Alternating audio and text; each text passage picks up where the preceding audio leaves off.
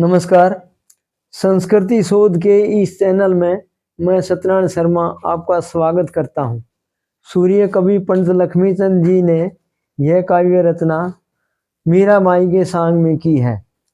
जब मीराबाई मंदिर में श्री कृष्ण जी को दूध पिलाने के लिए जाती है तो उसके पिता भी उसके साथ ये देखने के लिए जाते हैं कि क्या भगवान श्री कृष्ण जी मीरा का दूध स्वीकार करते हैं या नहीं।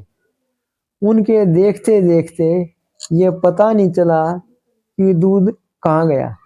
उस समय उनके पिता ने क्या देखा, महान विभूति सूर्य कवि पंडित लक्ष्मीचंद जी ने अपनी इस रचना में उसका वर्णन किया है। मैं इस काव्य रचना का विश्लेषण करता हूँ और यथासंभव प्रमाण देने का भी प्रयास करूंगा।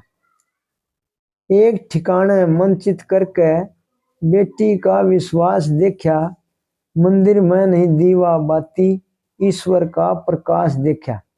यहाँ पर मीरा के पिता ने ईश्वर को प्रकाश रूप में देखा है। ईश्वर के प्रकाश रूप होने का प्रमाण वेदांत दर्शन में मिलता है। वेदांत दर्शन के अध्याय 1 पाद 3 सूत्र 40 के अनुसार वह ब्रह्म सुवर प्रकाश रूप वह परम ज्योति है। इसलिए पंडित जी ने ये कहा कि यहाँ पर मंदिर में उसके पिता ने ईश्वर को प्रकाश रूप में देखा। पहली कली में किते आया किते गया ना, इतना आनंद कदे भी लाया ना, कुछ वीर मर्द में भेद रहा ना, करके खूब तलाश देखा, मंदिर में नहीं दीवा बाती ईश्वर का प्रकाश देखा। यहाँ पर वीर मर्द में भेद नहीं रहा ऐसा बता, स्त्री पुरुष में कोई भेद ही नहीं रहा।